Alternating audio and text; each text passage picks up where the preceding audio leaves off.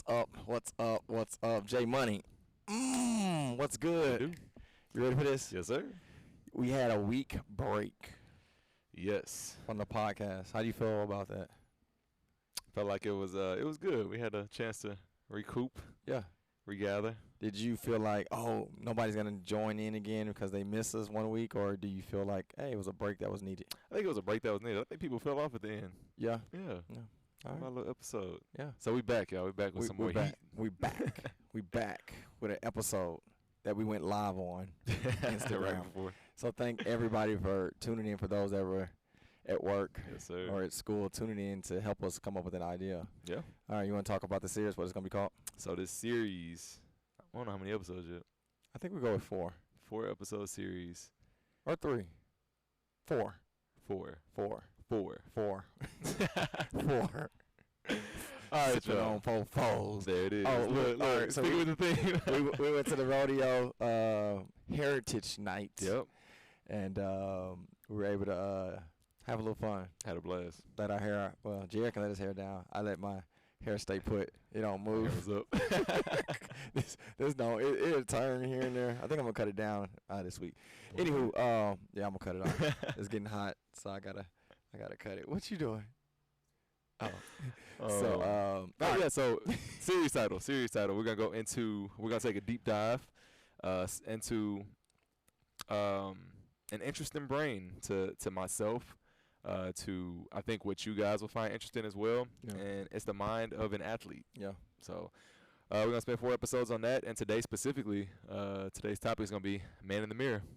So I think one of the big things looking into this topic, all of you guys are considered athletes, right? As you come into the gym, what you do on a regular basis with the workouts, especially when it comes to also performing in competitions and stuff like that, you're considered an athlete. So one of the big things I want to do in this episode is talk about specifically the mindset that goes into being an athlete, and that starts with the man in the mirror. Yeah. So, I like it. Chris, you're you're a former athlete. I am. Former, let's say, Long collegiate, time ago. former pro, Long semi-pro time ago. basketball. I want to talk a little bit about what do you think separated you as an athlete when it came to your mindset? That's all I had. That was my advantage. I wasn't the tallest. I wasn't the fastest. I wasn't the quickest. I wasn't the strongest. But my mindset was ridiculous. So that the thing that I do at Mean Green, I feel as a business owner, that translated from being an athlete. The early mornings, late nights. Coach said I need to be at practice from 3 to 5, but I'm there from 1 to 8. That mentality was the reason why I was able to succeed in high school at a high level, to get an athletic scholarship, and to play pro. Right, it wasn't NBA pro, but it was semi-pro, and I value it because it created a mindset that even to this day, my sister Shanna, she'd be like, "Man, it's just things you have in your brain that I didn't get," and I think it was because of that. Okay, I know it's because of that. I want to feed off that because again, the point of this topic is the man in the mirror. How often did you work when nobody was watching? All the time. Why? Man, I wanted. So my biggest goal initially was just to make the basketball team, right? I didn't grow up in a household where we had AAU from the age of 6 and parents giving you personal training. That didn't happen in Sterling Green, right? So literally just finding somebody that had a basketball goal until I got one and getting better at it. But for me, it was just to make the 7th grade team. And then when I made the 7th grade team, it was like, okay, I want to be the best player on the 7th grade team. But I think my biggest milestone goal was making varsity as a freshman. That's something that's typically not done in most high schools. And I think if I remember right, I was 6'1" going into high school, and I probably was literally, and I'm not joking when I say this, 140 pounds. And to play varsity basketball, you had to bench press 225 pounds at least one time. Yeah. I was the guy in 8th grade when it was time for strength and condition. I would go outside. They go run? Yeah. They'd be like, hey, if you're not going to lift weights, you got to go outside and walk. That was Chris, guys. So I would go walk. So I think the first time I actually got on the bench press, a 45-pound bar, I think I had 15s on each side. Mm-hmm. What's that, 75? Yeah. I bench pressed 75 pounds. And because of my effort from 8th grade summer to the beginning of ninth grade summer, as I finished 8th grade, getting to ninth grade when it was time to actually play basketball, I think I benched 205, not 225. I didn't hit the goal. Yeah. But I think the coach seen the drive in me from going from 75 to 205. I believe he kind of bent the rule a little bit, not just because I had a jump shot, but because of that effort. I got you. I think that at least. That's dope. I mean, that's kind of the whole point of what I'm getting at here, because we can relate everything that you do to get on the court to everything that we do in life. As far as mindset is concerned, because you had a goal, you set that goal. Did you get a trainer?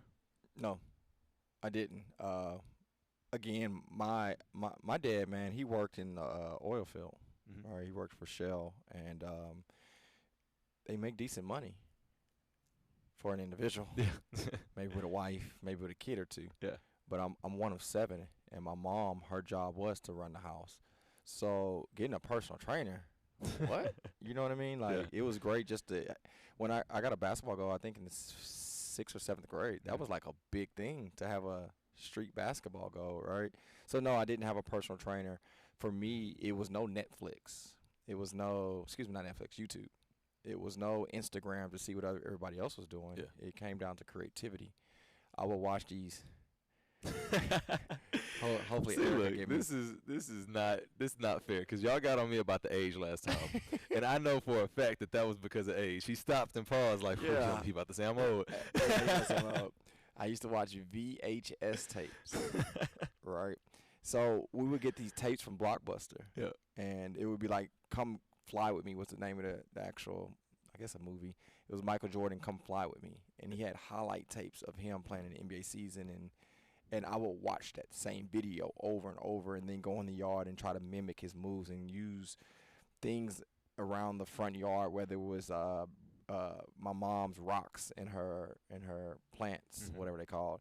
I would create them as cones, and I would try to dribble through them or jump over them. And I believe just, not falling victim to an excuse early on was the reason why I won at that age. I didn't say, I didn't have this, or I didn't know how. Like, I did what I could do. I went to Blockbuster. I don't think you could legally record dub tapes, but somehow I did, and I mimicked it, and I kept doing it and kept getting better. And then I started playing with older kids that were better than me. So I think that was the thing. And then having older siblings help. Milton would take me around. Milton's 7 years older than me. So if he's going to go play with, some 15-year-olds, I'm 8. Yeah. So I think that was an advantage for me. But, yeah, man, I think the no excuse, though, was a big thing for me. Cool. I want to kind of loop back into that, because I want to hear your 2 cents on my next question.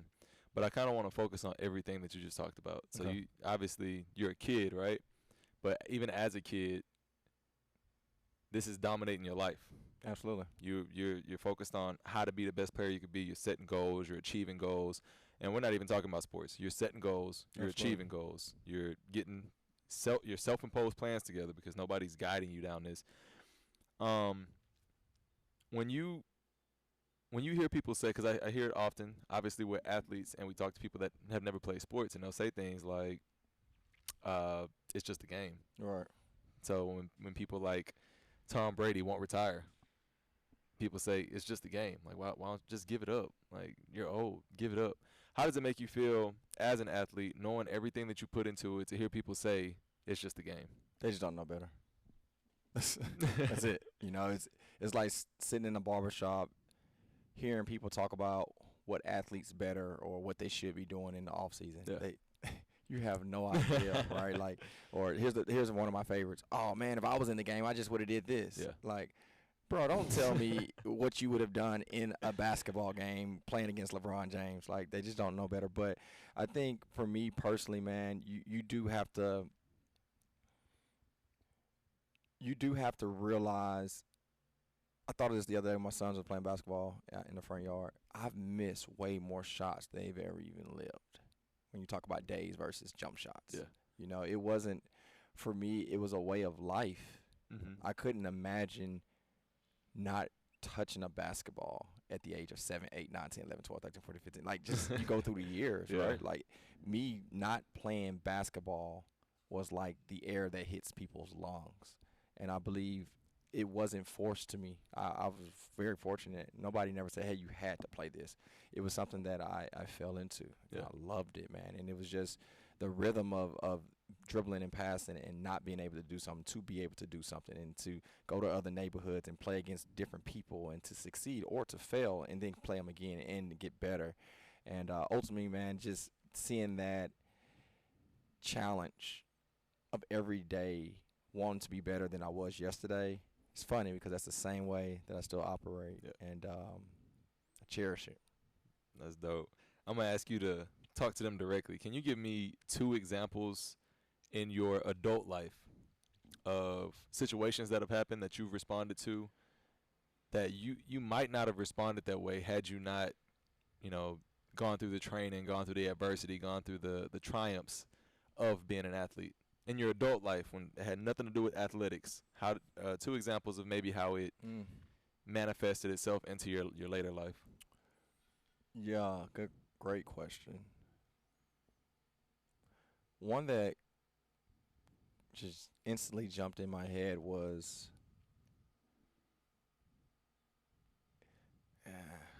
screw it. So when we moved in our first location, a lot of situations wasn't fair in my lease. One of the things that was not fair, and part of it was ignorance. I never signed the lease. I didn't know what to look for. I should have hired an attorney to review it. And one of the things was you have to have an occupancy permit to operate business. Yeah, this guy didn't know that, right? So I'm running classes, and the city comes in like, "Yo, where's your permit?" And I'm like, "What's a permit?" Right? Yep, that's the mid-20-year-old Chris, right? And I found out that I need to get a permit. Is XYZ that you got to do. In the XYZ, it was very expensive to get done, and I didn't have the funds to get it done. And I think normally you want to fold your arms and, oh man, life's not fair. And I think that moment spent off of a basketball moment for me.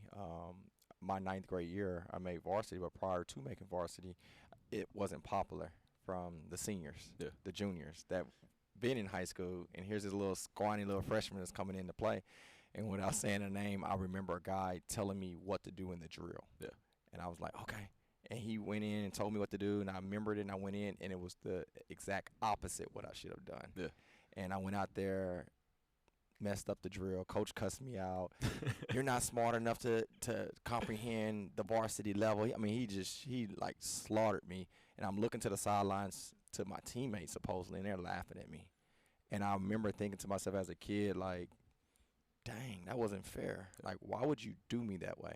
And then I remember going back to the sidelines and just instantly in my brain, I was like, either they're going to win and I won't make varsity, or I'm going to do whatever it takes, and I'm going to make varsity. Yeah.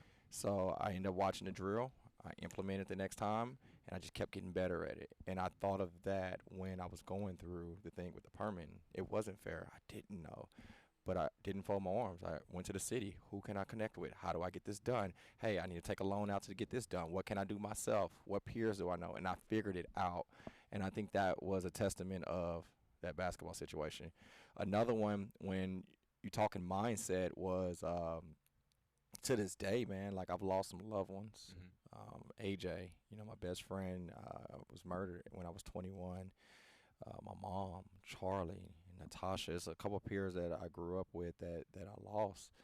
And basketball really taught me how to be resilient and how to play with pride for someone even if they're not here.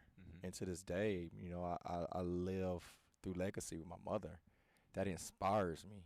I read a post with Felicia Odom this morning when she was cleaning off the dust off a bench press in her garage, how she could hear one more rep. Like, man, that gives me chills. Yeah. So sports taught me that, where somebody paid a price or taught you something, you still remember that. I remember my 7th grade coach, Coach Ward, Coach Rob, all these people that installed life into me, and they didn't have to. So I think when I got to a point, and a lot of you don't notice, but when you see Durant hitting his chest and pointing to the sky or XYZ, they're usually doing that for somebody. And I think sports taught me that. So great question. Hopefully it made sense on the response. Absolutely. And I want to use that to talk about the beast mode games Mm. because Okay. I strongly believe that there's so much more to it than I think, some of us even give credit for. Because I hear it a lot as I, go through the gyms. Whoo, I did my time. I'm retired, or I'm not. Yeah. That's a little difficult. I don't know if I'm doing that. Um, I just want to shift the focus to talk about everything that you just talked about Okay. when it comes to um, the lessons you learn, the things you fall back on to carry you through life now that you got from sports. Um, for you guys, like for the beast mode games, the training that goes into it, it's intense. The competition day itself, it's intense. But it's supposed to be. If it wasn't intense, you wouldn't get out of it what you needed to. That's like saying, going into a basketball game, saying, "Oh, this is gonna be an easy game." No, it's not. All right. You have to train for it, and it has to be intense. You have to play hard, very intensely, Absolutely. or you're gonna get dominated because the other team wants it just as bad.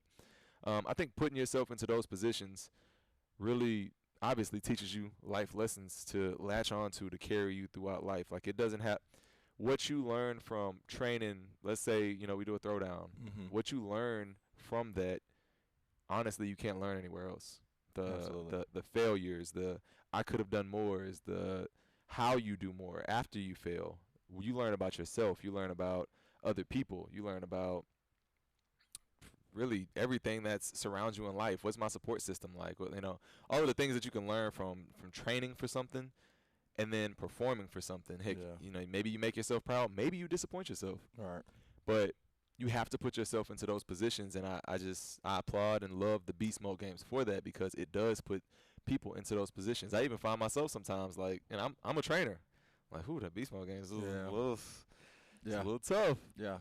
But that's because it's a challenge, Absolutely. and you're supposed to have that. So if you guys are watching this, it's honestly my challenge to you. If you're thinking about it, if you have that reservation, like, oof, I don't know, the beast mode games, it's the perfect time. It's the perfect Absolutely. time to push yourself to do something that's gonna teach you life lessons. Not us. We're not teaching you the life lessons. You're teaching yourself, and that goes into the training, that goes into the workout itself. This workout is not meant to kill you. It's meant to do exactly what we're talking about right now. It's meant for you to be an athlete and for you to perform and learn like an athlete. That's Absolutely. really what it's about. I love it. Sometimes ladies would be like, just at the gym Yeah. talking noise, and they say, "What do I need to look for in a man when I'm dating?" And I say, "Let him work out. You'll learn everything you need to Everything learn." you need to Right? know. And I joke about it, but I will always say this to every joke. There's a sense of truth to it. Absolutely. The reason why I say that, and it can be guy or girl, it doesn't matter. But if somebody gives up in their workout, they're probably going to give up everywhere else. Just Chris's philosophy, right? If they're counting reps and they double in their rep count because they're tired, but they're trying to cheat the rep count just to finish, they're probably going to cheat in other areas too, Absolutely. right? And I truly believe what doesn't challenge you never changes you. And you think of a barbell movement, Jared, let's think of the deadlift or the thruster. Um, if you're doing a movement and just say Jared, he's really strong, but he's only doing the bar on the thruster, he would never see the things that he needs to improve. Maybe it's one side is stronger than the other. Maybe he's not focusing on his breathing. Maybe he's coming off his heels and pushing off his toes.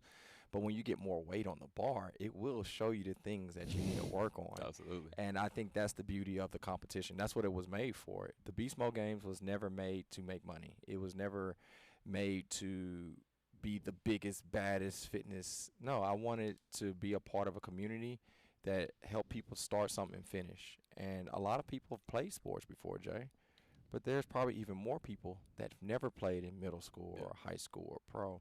And then when they get to feel that for the first time, it's nothing like it. Absolutely. And that's the push. That's the encouragement is for people to get that adrenaline for the first time, or to get that high school Al Bundy story back to life again, Yeah. right? That's what I would love to see. But and this is for all Mean Green. This is for everybody outside of Mean Green. When we talk beast mode, mentality, as you were talking about, is so key because it's life. Yeah. I don't know about you guys, but I'm living a life that I have the ability from the fingertips of my phone, from the fingertips of my hands to my phone. I'm able to see what everybody else is doing. Yeah. I'm able to see what every gym is doing. I'm able to see whatever business owner's doing, every marriage, every father, I get to see all these different things, and it's just like that in the competition. Yeah. You get to see everybody from the left to the right, but at the end of the day, we know we need to run our race. Yeah. Right? And you notice the people at the comp, the people that are trying to keep up with such and such, it may be what they've been training to do, but it wasn't what you're training to do, and it takes you out of your tendency, your solution, right? But you learn from that. Or what does it mean to see 10 people from your gym supporting you? How important is that? So when your friend has an event, how important is it for you to go support them? I mean, there are so many facets of the importance of it, but I love it. So that's why we do it. I wouldn't be talking about it if I didn't. Love it, man. So I have a question for you. Uh-oh. So let's spin this thing around for about 15 minutes. All right? Cool. Because I want to dive into Jared now. Oh. You know, Jay, I think life is built upon memories and experiences and journeys.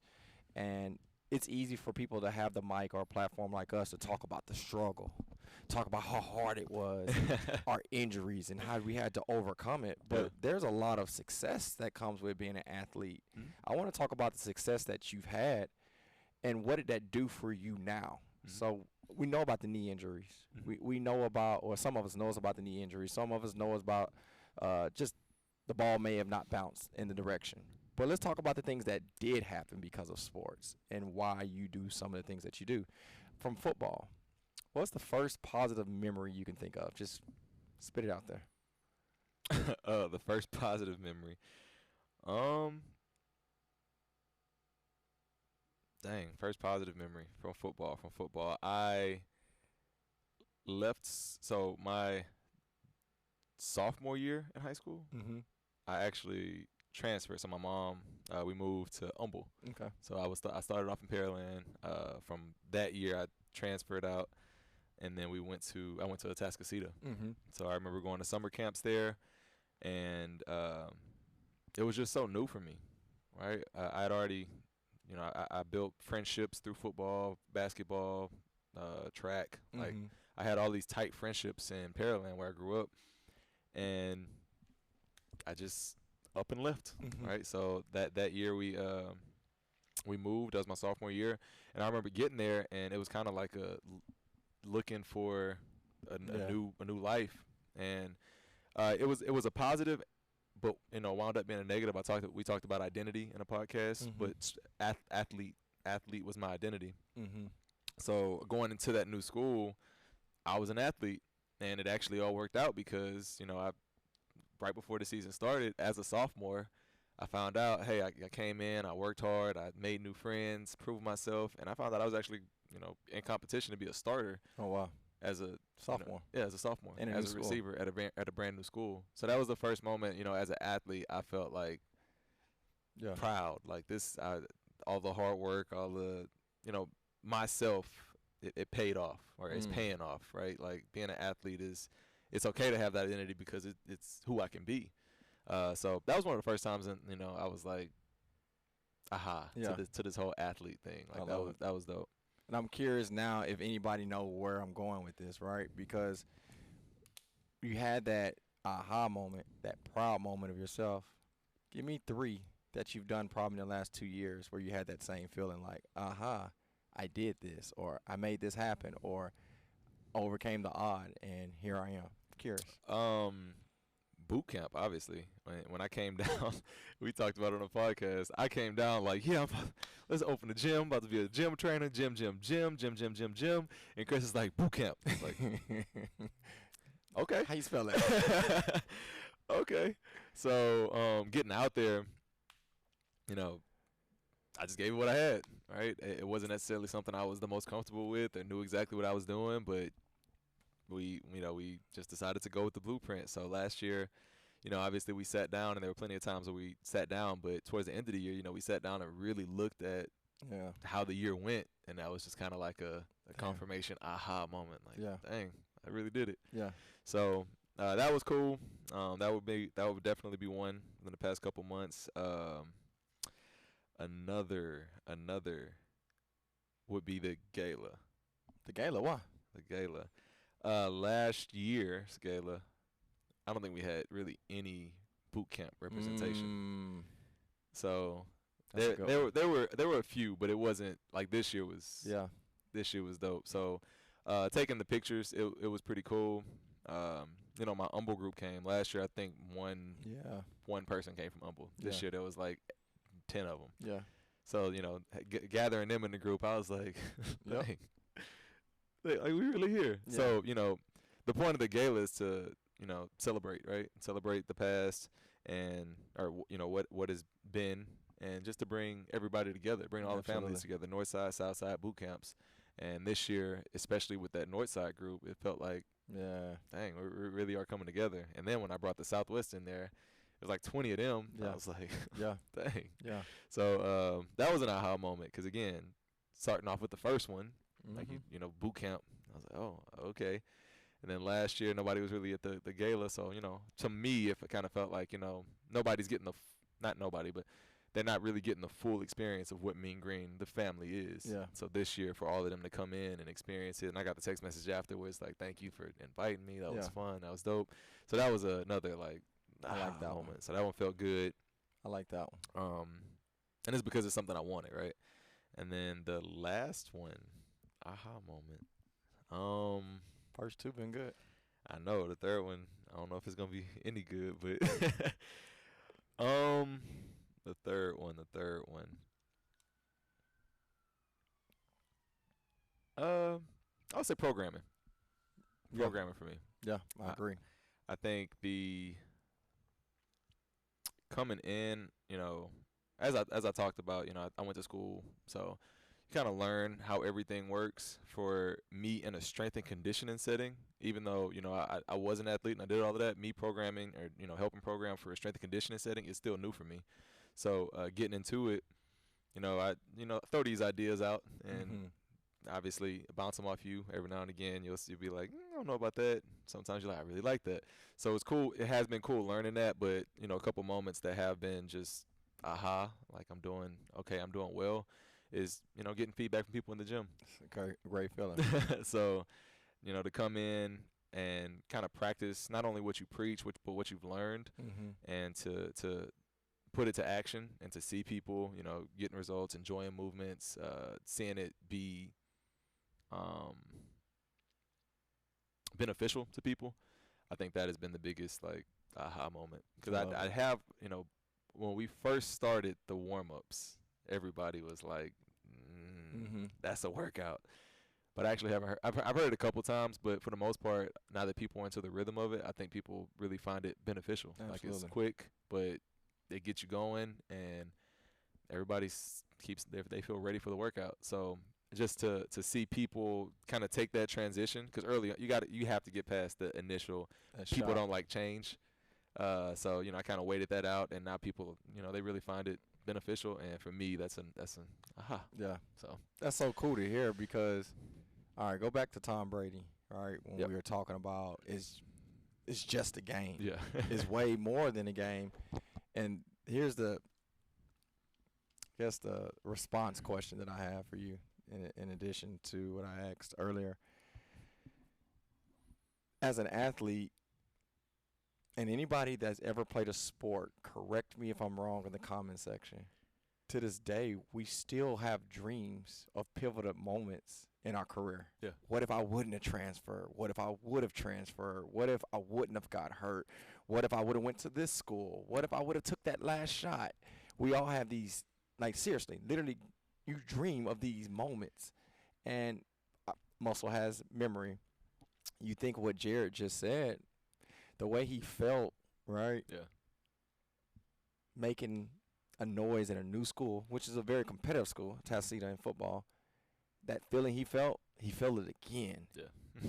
And a lot of people, from a transition from high school to not playing sports, to collegiate to not playing sports, or a professional to not play sports, that's a hell of a transition that you have to make mentally and emotionally. But you'll notice a lot of people that do succeed in their next level, there's still that emotional winning of a mentality or of an emotional attachment based upon that experience as an athlete prior to. So what I'm getting to, guys, for those that are athletes, or you're wondering how do athletes have that, like, that Midas touch is because it's a high that they felt before, and it's a high that they want to continue to work, to continue to feel, to continue to experience. So if you ever notice someone that has a very driven background, they're probably driven in everything, is because it's a high that they get from that. It's a sense of accomplishment, and I really value that. Even with my sons, I don't care. They don't need basketball or soccer or baseball to be successful or to find peace or joy. No, hell no, they don't need that. They're more than that.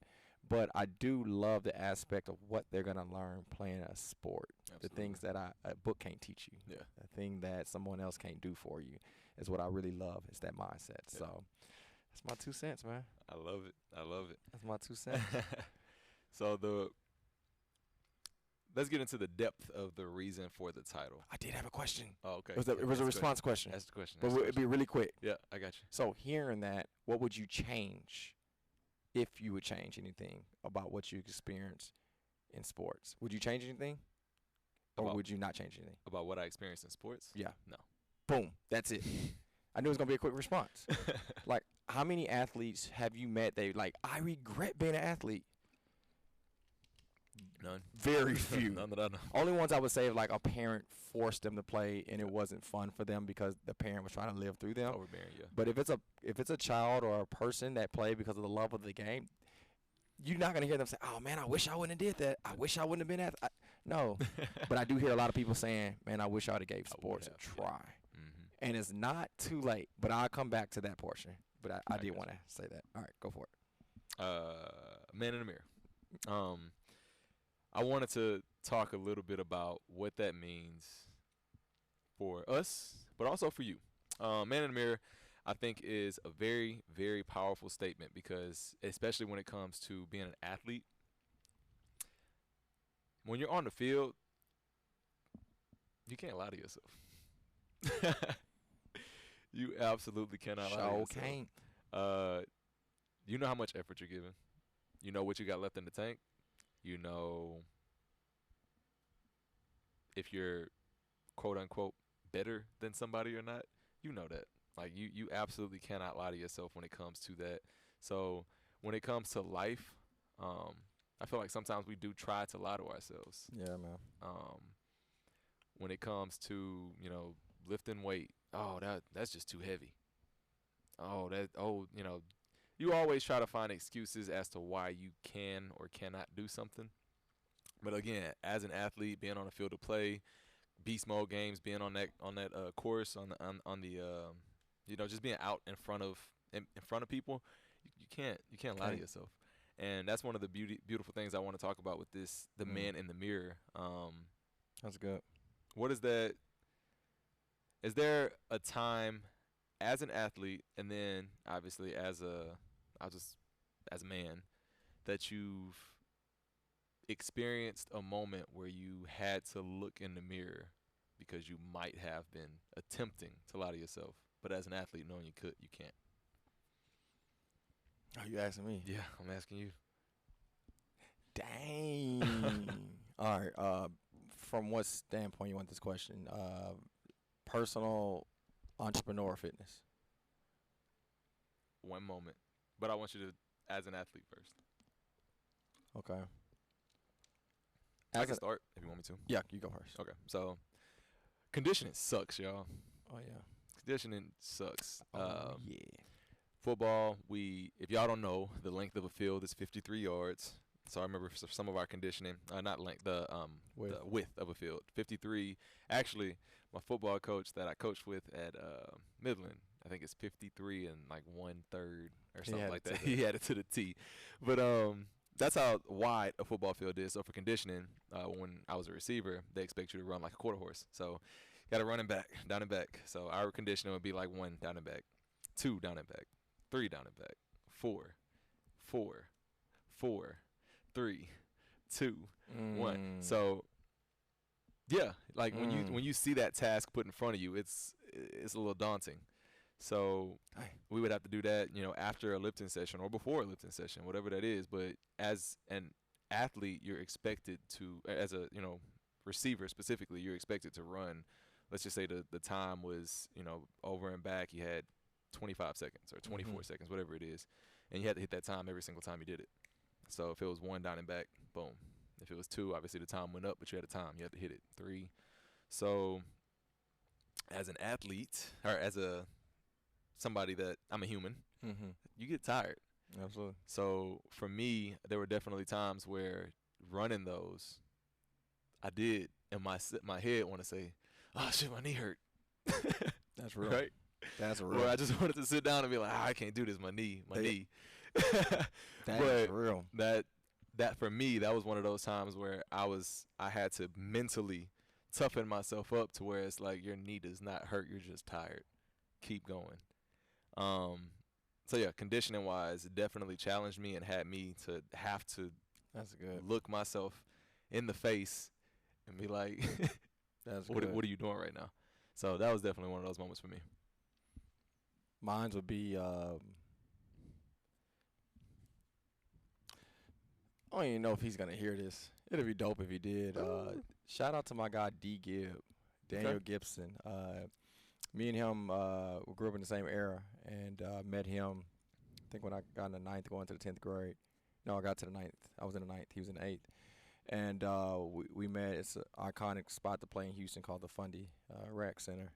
And in East Houston, Channelview, North Shore, like, I'm the man, right? I was the man at Channelview, right? Yeah. So I'm 9th grade, first team, district, newcomer of the year. I'm all this stuff, right? And newcomer of the year in district, I was averaging like 12 as a freshman, which is pretty good, right? And get to the Fundy, I'm kind of like, yeah, I'm that dude. So Daniel comes in. He just as tall, but he's faster than me. He's quicker than me. He shoots better than me. He handles the ball better. He defends better. He rebounds better. He does everything better than me. Yeah. And I remember specifically, my little sister, I think, had a crush on Desi. I think Desi liked him a little bit. And I remember the people like, he better than you. And that was like one of the moments where I kind of wanted to be like, yeah, but, and all my buts, that conjunction, everything after was false. Yeah. He was stronger than me because he probably conditioned, in the weight room more than me. Yeah. He was faster than me and quicker than me with ball handling because he probably worked on his ball handling more than me. And it was nothing after that conjunction was true. And that was one of the first times that I caught myself saying, no, he's outworking you. Yeah. And I remember on the Fundy Hill, running heels with him. He was faster than me on that hill. So, yeah, he should have more explosion. And I remember the times I would go into the gym early. He's already there shooting jump shots. Not from the high school, from the three-point line. And I noticed the hard work he put in prior to me being there. And that was the first moment where I was like, there's more that I can do. Yeah. And to this day, man, I don't know if D-Gibb will ever hear this or see this, but I respect that because to this day, I think the same thing when things are better than what I've produced. Yeah. Those same things, as you said, I connect with. So I thought that was good. That's I dope. thought that was good. What about outside of sport? Marriage. Oh, marriage hard. No, let me say pre-marriage and marriage, right? Because football. Yeah. NFL is what, 16, 18 weeks? 18. NBA's 82. Baseball's 1,000, right? 1,000 weeks. When you want to play a sport as an athlete, no athlete would say, hey, I'm playing 18 games in football and it's going to be perfect. Yeah. We're going to win every game. I'm not going to have any injuries. The coach is going to play me when I want to play. Every ball is going to go to me. Like, it doesn't happen that way. Yeah. We as athletes know, man, I got to try to stay as strong and as healthy as possible so I don't get injured. I need to respond when I throw an interception or when I miss a game winner from the three-point line. Yeah. We know that going into sports. But for Chris, for some reason, for marriage, I thought it was perfect. Yeah. I'm like, God, like, hold on, I'm making an oath. Like, it ain't good. What is it? For good and bad? I'll be like, for good and the gooder, right? Yeah. That's what I said. But for me, prior to marriage, I had an expectation of what my white fence would look like. Mm-hmm. My 5-year plan with my wife would look like, how she would respond, how she would talk, how she would react. Yeah. And, man, God gave me Tina, right? And as an athlete, when things didn't go my way, you couldn't give up. Yeah. I had to really. It's different from me dating to marriage. When you date, and if it don't work out, it just doesn't work out. I love you, cool, we go our own direction. When you got kids and you married, I can't just I just can't jump out the house because Tina got mad because I didn't wash the dishes. Yeah. Right. So I think as an athlete, it taught me how to respond and react. It taught me how to be resilient when it doesn't go your way. I believe that being an athlete taught me how to communicate. It's easy as a point guard playing basketball. It's easy to think, oh, I need to tell Jared to go on this side so he can be open. Yeah. Oh, Big D, go down and set a screen. Yeah. Oh man, I missed you. I get you next time. I'll pass you the ball. Oh, hey, no, we're gonna win. Like, I knew that in basketball. Yeah. But in marriage, I wasn't being a point guard.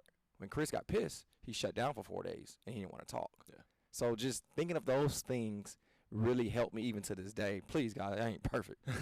But to this day, I believe sports still helped me in my marriage to, I just named a couple to do a lot more than what I just named. That's dope.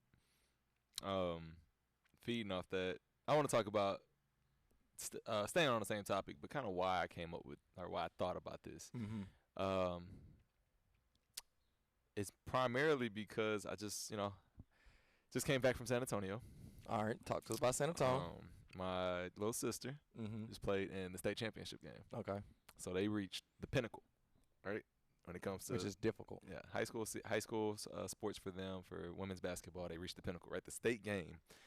And I was able to talk to her a little bit actually last night, and I heard that her team literally fell apart. They worked their butts off to get all the way to the championship game, and they fell apart. And they fell apart internally, all the way to the outside.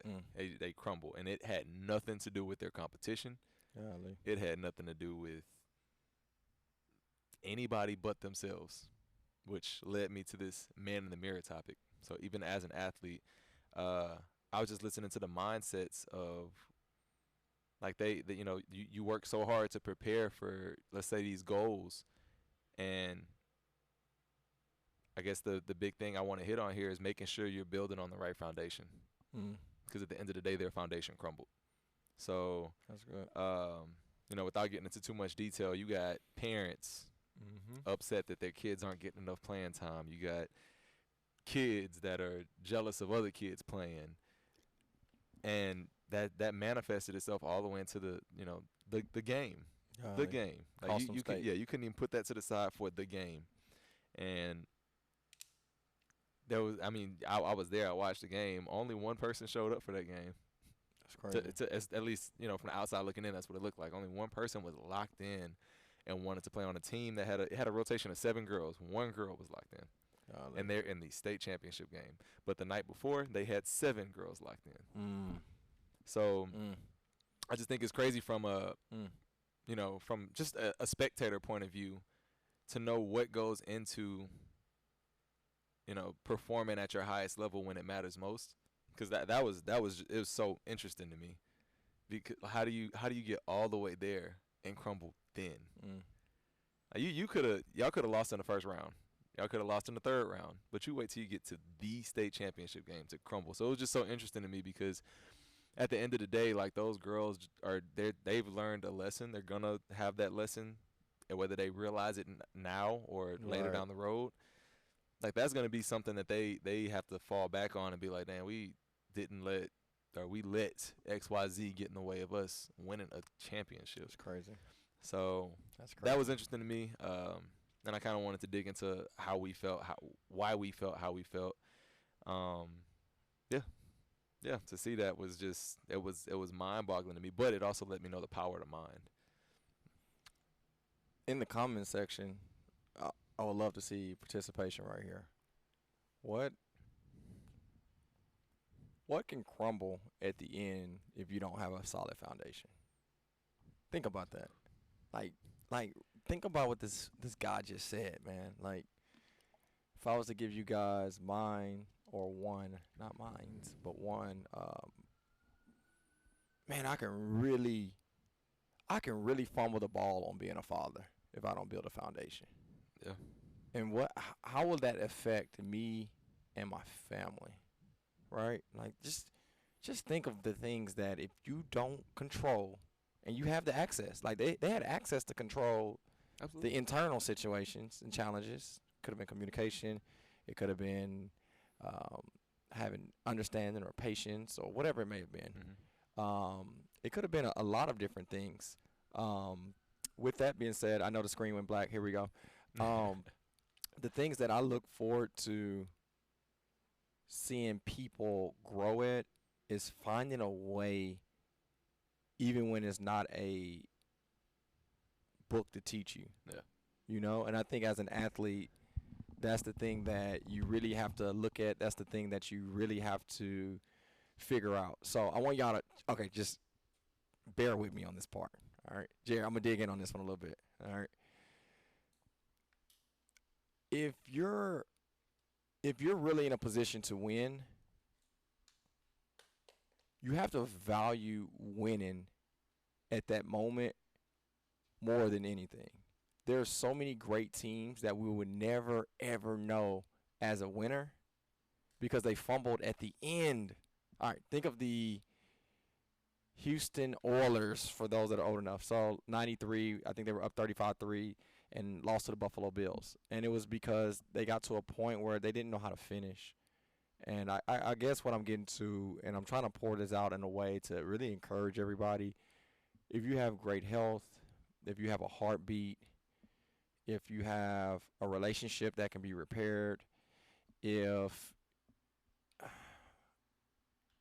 there's a rhythm of a heartbeat that can produce a service or an action to revive, like, revive it. You got it. Fitness-wise, to make this really plain, and then I want to see what JG thinks about what I'm saying. I've seen a lot of people finish the year off really strong in 22. They changed their body. They feel good about themselves.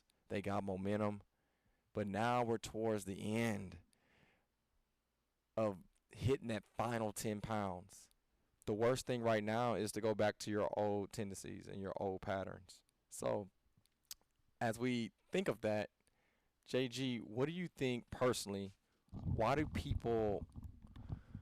think people, when they work their tail off at the very end, why do they deteriorate at their foundation once they get to the finish line? I believe that the finish line is when things, thinking in terms of a race,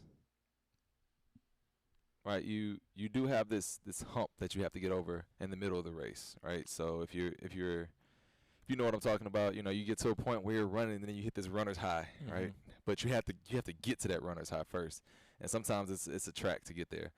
But at the end of the race, and you'll hear me say this when I'm coaching classes, what do you do when you get close to the finish line? Do you start walking, or do you hit that last gear where you're running as hard as you can? Typically, when you cross that finish line, you are dog-tired, exhausted because of what you did at the very end. Now, the reason I say that is because that is the toughest time. That is when you're the most tired. That is when you have to make that decision. Oh, where's my phone? I want to write that down. That is when you have to make that decision. Am I going to give this everything I got, or am I going to, like, I made it, I'm just happy I'm here. I'm just going to coast through. And that, I think, is built on whatever your foundation is. Now, people crumble, I believe, because of that foundation, because I don't know, whether that be your training, whether that be your upbringing, when it comes to life, whatever it is, when you get close to that finish line, that's when it's the most tough. You're going to face adversity there. It's going to be hard. Your body's going to want to give up. You're going to want to stop.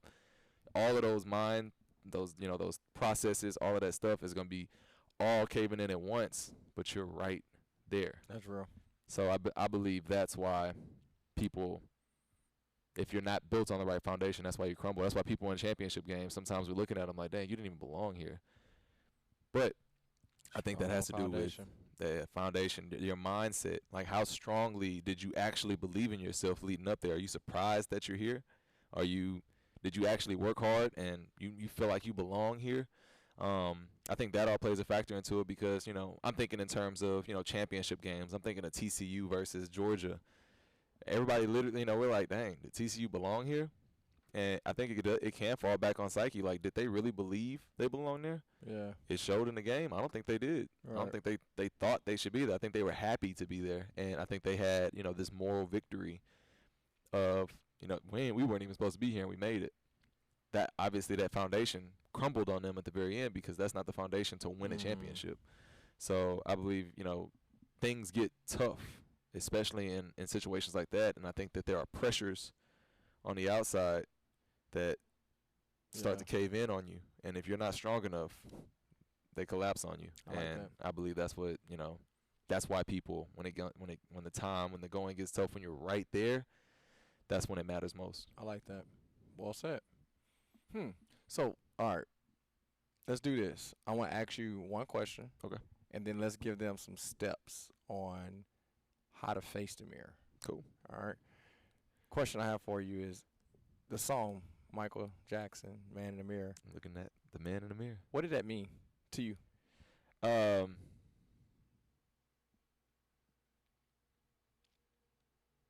me, it's everything, man. It's literally my upbringing.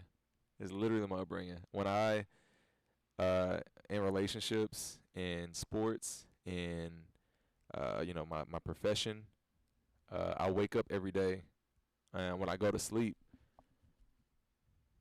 whatever I've said throughout the day, whatever I've done throughout the day, I have to, self-reflect. Like, what did I do today?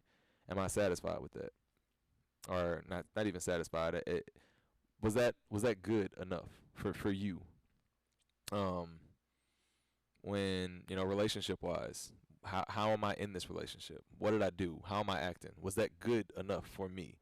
Work-wise, did I get enough done? Family-wise, for me, man in the mirror literally pertains to all of that because I have to sit back and look at myself and say, did you actually give everything that you know you're capable of giving or everything that you know you're capable of doing? I think if people can master that, can understand that, like I don't, it's kind of hard to not perform at your best when you're always looking at yourself and asking, I'm looking at the man in the mirror. I'm hoping that he'll change his ways, right? Like you can't change anything that you don't know. So for me, like the more you self-reflect, the more you think of, what you can do, the more you can adapt and adjust yourself. Obviously the more self-aware you are, I think the better. So to me, that's what it's self-awareness. I love it. Yep. That's solid. What about you? What does it mean to you? What does that mean to me? Typically, when you ask the question, you don't, you're not ready for it to be asked back. What do I think? My first initial thought of Michael Jackson's song "Man in the Mirror," I think of Chris Brown. I don't know if you guys recall. I forgot what award show. And His tribute. Yeah, it was. I think it was at a moment for Chris Brown where he was trying to rebuild his public identity for, his journey leading up to that point. And the reason why that comes to me specifically is because everybody's different. Yeah. All right. So I'm about to say something that's going to be really different for a lot of people's perspective. But I believe the biggest life lesson that you learn from is conviction. Conviction. Yeah. So for Chris, when Chris feel convicted, he's learning. I'm learning, and I'm about to do something different. Yeah. Right? If I go to HEB and the girl that's in high school working the front register, if I gave her a $50 bill for change and she give me $100 back, I can tell myself all I want that God is trying to bless me. Yeah. There's abundance in my hand, and then I get to the parking lot, I start feeling that in my heart. Conviction. Like, hey, give me this. Yeah. Yeah. Somebody might get fired about this, and she might be helping her house bills, and maybe this is the reason why she's not gonna get the opportunity to go to college. Like that's called conviction. Yeah. So Chris will feel the conviction and walk back in the store and say, "Hey, did you know you gave me $100 bill when I gave you 50 and change?" That's what I felt in Man in the Mirror. There's a lot of sequences in my life that, man, I'm not so proud of my actions. But because of conviction, there was a change. Yeah. Because conviction, it was a learning method and it's also something that I can pass forward moving forward. So, conviction never feels good though.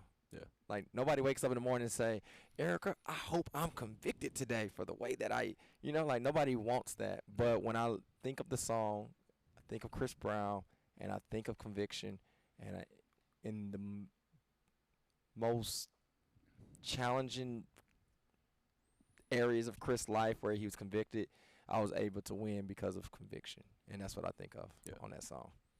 I want to focus on a lyric that is the most important lyric in there to me.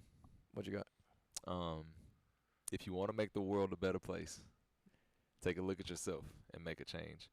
I really feel convicted in that because I didn't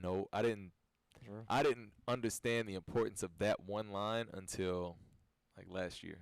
Wow. When I was reading, who was it? I think it was Grant Cardone. 10X. I think it was 10X.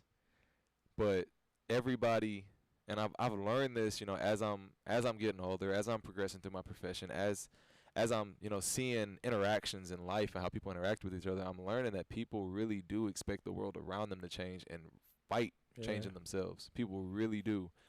And I just think it's amazing. Like I don't personally, I don't understand how you expect, like me, if I had a problem with the way things were operating here, and I just looked at you and I put that all on you. Chris, change this. But I never changed anything within myself to make it better for myself before I brought anything to you. I struggle to understand that. So for me, like that's honestly one of the biggest, that's one of the world struggles for me, understanding how people just always expect everybody else to change. They have these things that they want, and they expect you to do it. That's right. And they expect you to do it instead of taking a look at themselves and making that change. Like that's right. You have to change yourself before you expect anybody else to. That's right. And if you're incapable of changing yourself, I don't know how you can. Absolutely. But in order to do that, you got to be able to look in that mirror. So I heard you say that a couple weeks ago. Be a part of the solution. Yeah. You know what I mean? Be a part of the solution. So, man, look, I hope you guys have been enjoying this. I want to do some quick hitters and get them out of here. Let's do it. What do you think? 3, 5? What? How many you want to give them when they look in the mirror? Let's be powerful and let's do 3. All right. You first, because whoever goes first got to get 2. What you got? I'm down with either. So this is what's the list title? Let's give them 3 points on how athletes look in the mirror. On how athletes should look in the mirror. Let's do that. Should look in the mirror.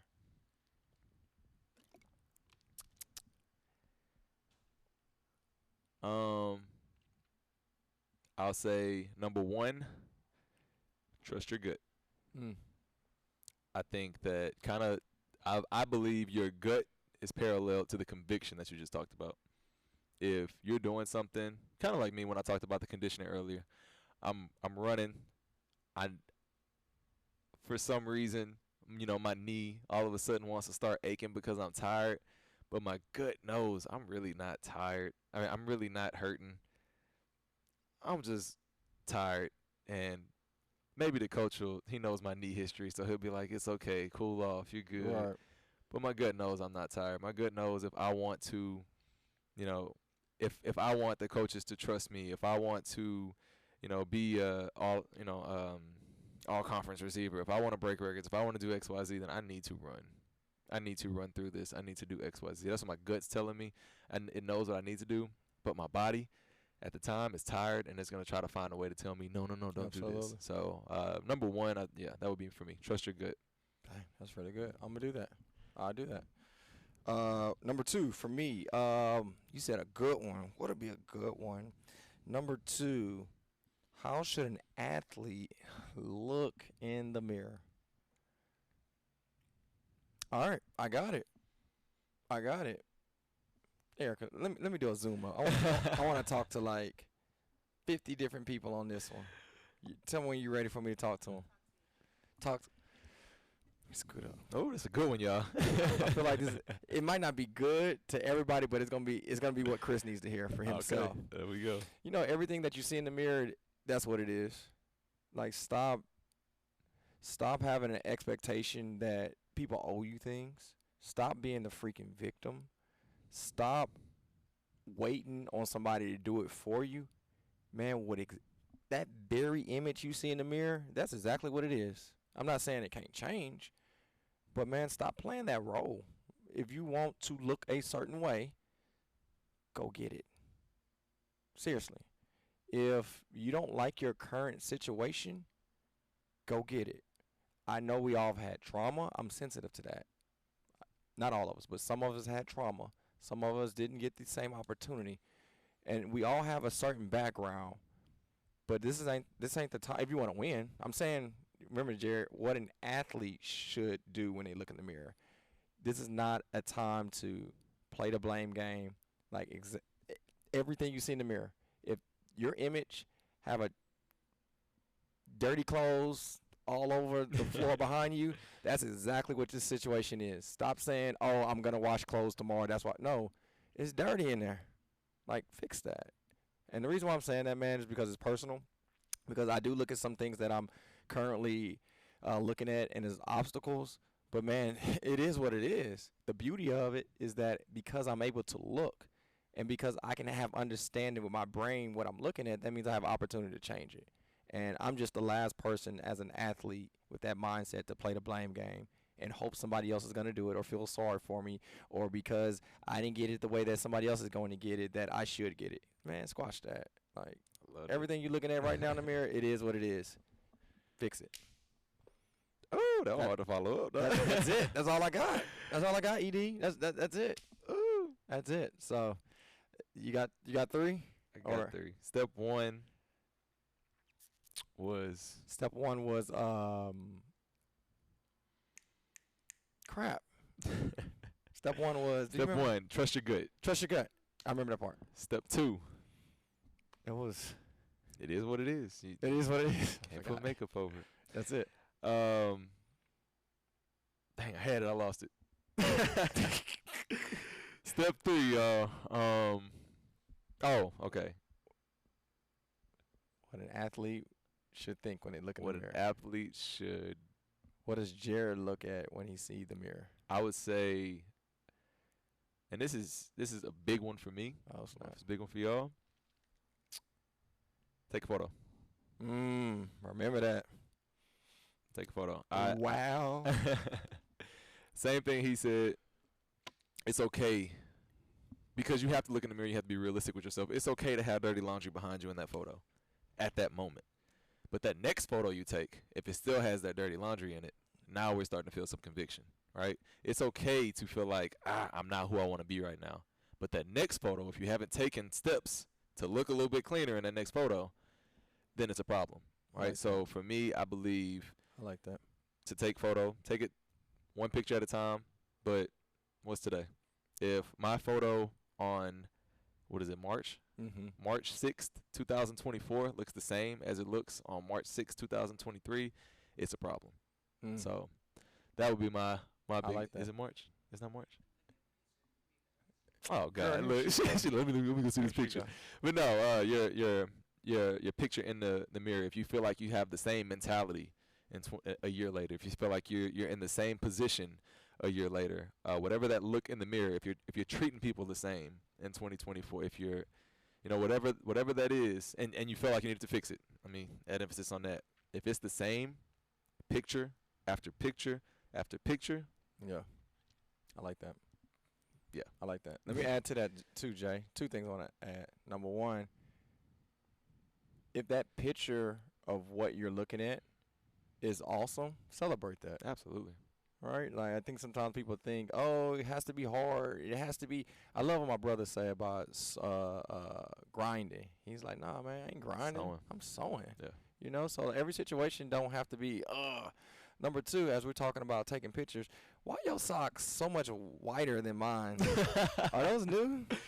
No, bro. Look at my socks compared to his. Can y'all see that? Them things dingy. They dingy? Yeah, I ain't going there. I ain't going there. The camera make it look like they both white. So, but no, man, this episode it strikes home. It was cool the way that this came about. This wasn't weeks and months of deciding what we're gonna talk about. It actually, right before, and I'm hoping that this connects with everybody in a way that if they are athletes, like, oh yeah, you're right, or let me bring this back, or someone's like, man, I never knew this. And let's finish with this, Jay. It's never too old to become an athlete. Never. You know, if I go back to the Beast Mode games, it was a lady, I think she was in her mid-60s, and she did it, and she's, like, rejuvenated. Like, absolutely. She just ready to go. And for her to be able to do that in that environment, like, why can't you do that in your current situation? Yeah. You know, I'm not just talking comps, right? I'm just talking about your body, your health, your mentality, your relationships. Like, it's never too old to have a mindset like an athlete. Just remember, nobody leaves as an athlete. Nobody on their last day say, ooh, I wish I was an athlete. They probably like, ooh, I wish I can go back to, you know, oh, like, I want my Al Bundy story to take place again.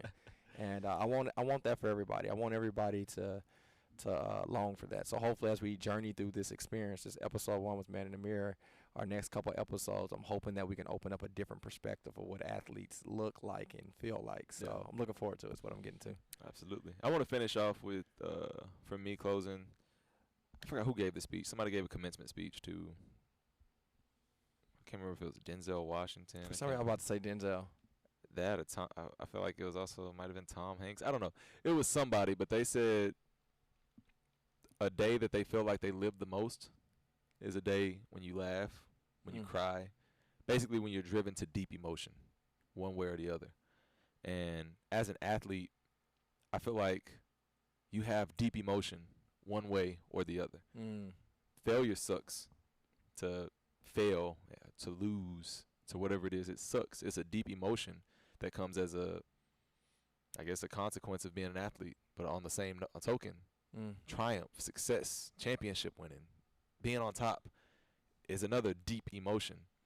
And the beauty of sports, the beauty of being an athlete is you get to experience both of those at different levels. It's a roller coaster ride, but it's one worth being on because you live, right? I like that. You get to experience the highs of winning, of being triumphant, of being successful, of hitting PRs, of doing all of these things. But you do experience the lows of, you know, nagging injury and I can't perform the way I want to, or dang, I didn't do what I wanted to do. I failed. I didn't do this. I expected this of myself and I didn't reach it. But that's life. Yeah. Like the beautiful thing about it is you never truly fail until you stop breathing, right?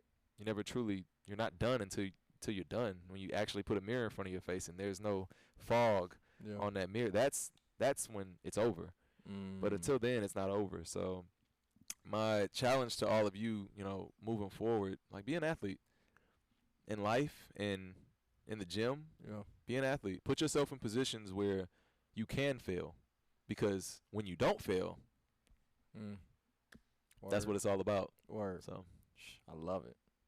Well, Christopher asked me this, and I don't know if this is the episode. It might be. He asked me this last night. Kid you not. He said, Daddy, do I play to win? He was asking me, in his 6-year-old brain, when he plays the game, should he be playing to win? I don't know if we're going to talk about that in the future. That's our next episode. Is that what it is? Do I play to win? He asked me, Daddy, am I supposed to be playing to win? I got to give them a response later. You're going to give it to them on the next episode. All right. Huh? Next episode. They got to tune in the next episode. Yeah. I like that. Yeah. That was dope. CJ, you got one. I play to win. All right, man. That's it. Yes, sir. Let's get out of here. Awesome job, man. Good connecting. Hey, love you guys. Appreciate your support.